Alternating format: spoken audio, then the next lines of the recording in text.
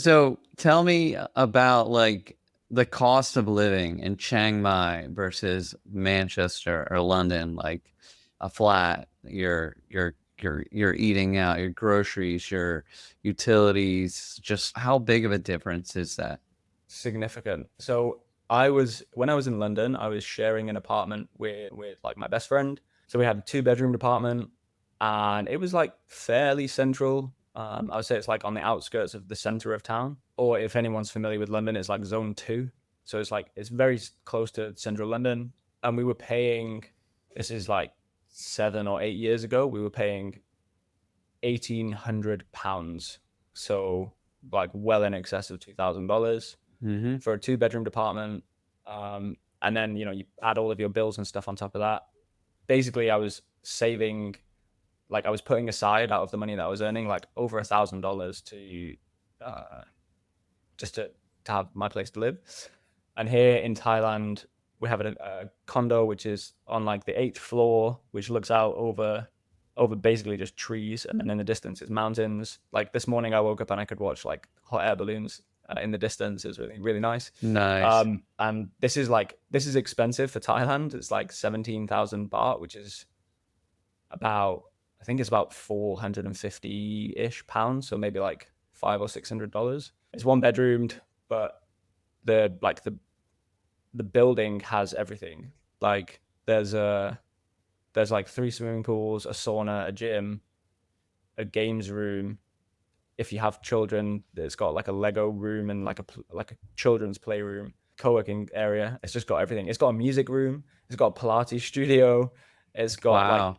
the music room is like they've got a piano and a drum set which is all like soundproof. So like if you want to learn drums, you can like have your instructor come here and like learn how to play piano.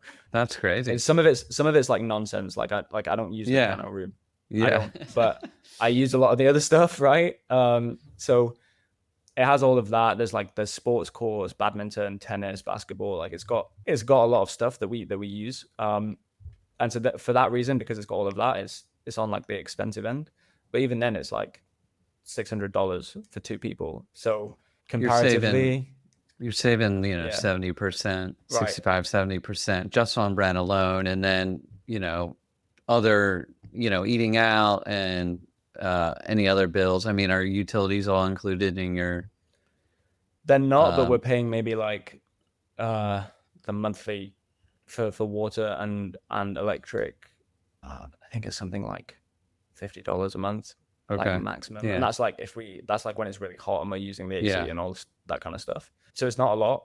And again, like it's in our scenario, we're dividing it by two, and it's also like what we're getting for the money is way greater. Like there are really good gyms in Chiang Mai, and there's really good like co-working spaces in Chiang Mai, but we're also kind of making a saving there. Like for two people to pay for a gym and co-working, maybe that would be over $100 each a month. We just have it here, so we don't really do that. We just use the stuff that's here. Yeah. So and that's the big expense, right? Like accommodation and co-working and all of that stuff. Day to day though, like meals, maybe you would pay $2 for like street food or like fast food. Um, and then if you wanted to have like a more Western experience, then maybe you'd pay somewhere between like $8 and $12 comparatively to, I don't know, maybe what you would spend $15 or $20 up if you were in the States. Definitely in the UK, you might spend like 15-20 pounds on a meal, maybe probably more actually, £25, $30. And so yeah, there's savings everywhere, but I think that's like I'm quietly conscious that that shouldn't be the primary reason why people do this. What's the most important reason for people to do this, in your opinion? Are you tired of trading your time for a paycheck and a job that drains your soul? What if I told you in as little as 30 days you could be working fully remote, whether that be a beach in Thailand or a mountainside cafe in Peru? Hi, I'm Ryan. I've been a digital nomad for over 8 years, working for 23 US states and 24 countries. Through my one-on-one coaching, I've helped countless people create a life of freedom through remote work. I've spent the past 9 months creating the ultimate step-by-step masterclass to help you go from being stuck in your 9 to 5 to fully remote. This isn't just a dream. This has worked for so many others, and it can work for you too. Please click the button below, get instant access to the masterclass, and start living the life of your dreams today. That's a good question. I don't know if my reason should be the same as everybody else's, but I think if you're going to do it, that it shouldn't be. Maybe if you go into it aware, then that's not actually the worst thing. But I think like there's so much more. For me, the biggest driver to do this was to go and travel and to see more places. And now we still do that, but we just have our base here. And like, so if we're here for 6 months of the year, then the other 6 months, normally we spend like 6 here, and then we'll spend a few 2 or 3 months in the UK, and then we'll spend a few months of the year like exploring or going to different places or visiting friends or whatever. For us, when we started, the driver was to explore more, and then we went through this cycle of realizing, okay, now that we've explored all this stuff, we probably don't want to live in the UK. So like, where could we live, at least for the medium term, a little bit more, like for more part of the year, for a greater part of the year, and that for us was Chiang Mai. But I think it's really easy for people to focus on the cost of living when they talk about digital nomad, like the lifestyle. And I think it's kind of like, I don't know, it feels icky for that to be the reason that you do it, because there's just so much more, like there's so much, like you can have such rich, like, there's like an abundance of rich experiences and culture that you can experience that to me outweigh the cost of living thing. Like, even if Thailand was a bit more expensive, I'd probably still come here, you know? Yeah, no, 100%. I think you need to be there to learn about, like, if you want to travel and see new places and meet new people and learn new cultures and meet people from other places around the world.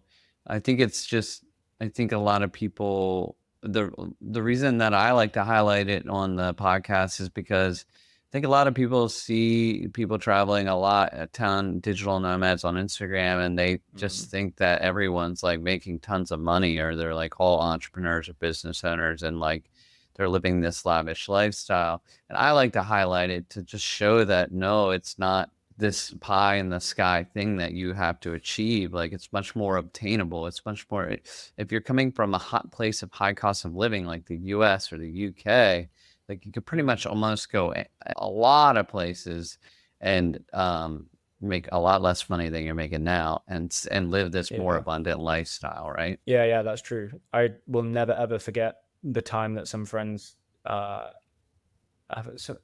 we know these friends from London, but they're from the US, and like it was probably like, it was way back, like not long after we'd started to do this, and we'd gone back to the UK to visit, and we were catching up with them, and they're kind of like really inquisitive and questioning, like how does this all work? How do you make that possible?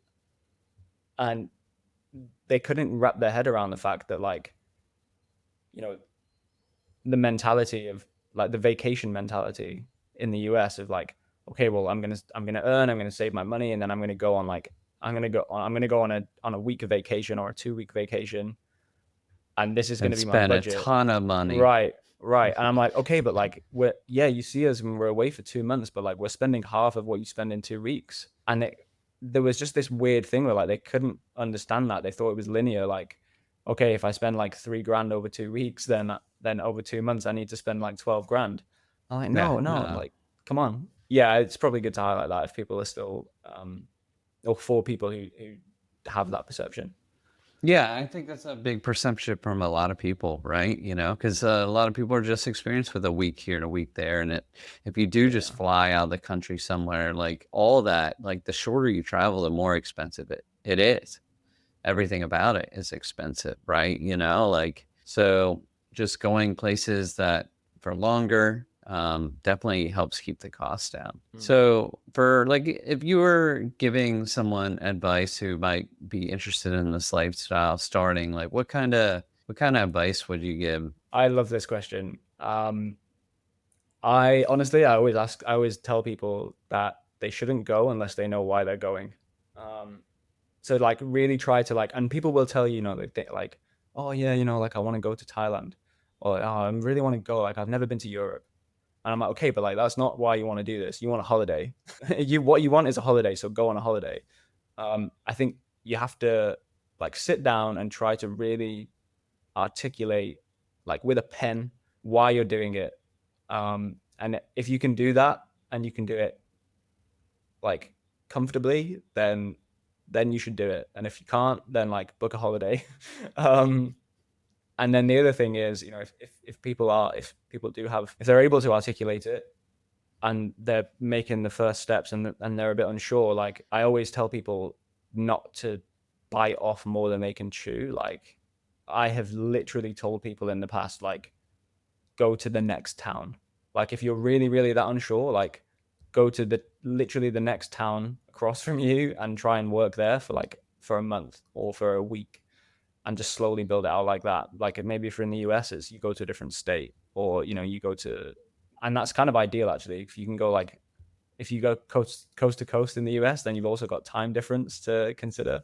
So like there's a way for Yeah. you to practice and like build these reflexes of not really knowing like where to work from, or not knowing where the gym is, or where to eat, or whatever it is, and just build it up from there. And then you can start to go overseas or to the next place, or stay for longer and do it like that. Yeah, doing a test run is like super important, especially if you're like not 100% sure. Like some people just know and they go all in, and I love that. And Yeah, I most of sold them are everything. I put successful. all my Yeah, stuff in yeah, storage. Like, and sometimes that, depending on the type of person, that needs to be the way to do it. But like if you're not 110% sure, like do a test run. You know, I yeah, just say do a working holiday. Like, you know, for US citizens, if you want to get out of the country, just go to Mexico or somewhere close, go to Canada so you can get out of the country. Things are different. Got to figure everything out. Do 2 weeks, you know, take 1 week off, yeah. do an actual holiday, have fun, and then work remotely that second week. See how that goes. See if you can even do it. You know, Right. can you handle that All the with, distractions. yeah, all the distractions and keeping yourself engaged and still being productive depending on your work. So I think it's Yeah. good advice. Yeah, it's romanticized. Like this idea that like I sold my car and all my stuff. Like I think this gets glamorized a little bit, and actually like probably the boring way is maybe the safe way to do it. Yeah, for sure. With some like money in the bank for savings in case of emergency too. No one ever talks about that, you know, like that's always a good Right. thing to do too, you know. That way you're like, you can at least sleep at night knowing you got like 6 months of runway or something like that. What are you doing for work now? In 2019, I started an email newsletter that was essentially sharing accommodation, like long stay accommodation offers for other people who wanted to come away for a month or longer. And that kind of bubbled away slowly until the pandemic happened. And then that was for me, that was a turning point where I decided, okay, I want to. Thanks for tuning in. If you found this episode useful, please like, subscribe, and share it with a friend. You can hear all the full episodes of Digital Nomad Nation wherever you listen to podcasts. Drop your key takeaway in the comments below. We'd love to hear from you. And remember, you're only one bold decision away from a life full of freedom.